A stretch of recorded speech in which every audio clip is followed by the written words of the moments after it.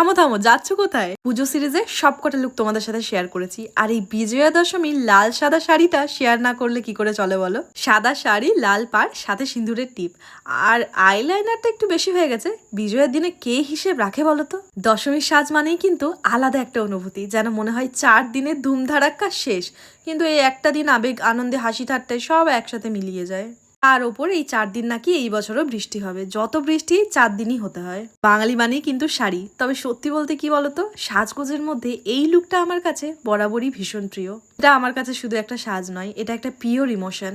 বাঙালি হয়ে বাঙালিয়ানা না করলে চলে, তাই ভাবলাম তোমাদের সাথে এই ভ্লগটাও শেয়ার করি।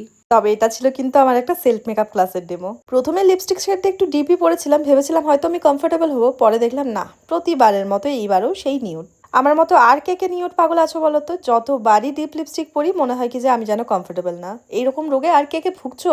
তবে এই প্রথমবার কিন্তু সিঁদুরের টিপ পরলাম, আমার তো বেশ ভালো লেগেছে। তোমাদের কেমন লাগলো কমেন্ট করে জানাতে ভুলবে না। ক্লাস করাতে করাতে প্রত্যেকটা ক্লিপ নিয়ে রাখা কিন্তু বেশ হেক্টিক, তবুও চেষ্টা করেছি তোমাদের সাথে যতটুকু ক্লিপ শেয়ার না করলেই নয়। আর এই শাড়ির লিঙ্ক দয়া করে চেয়ে কেউ লজ্জা দেবে না, কারণ এটা আমার বিয়ের বৃদ্ধির শাড়ি।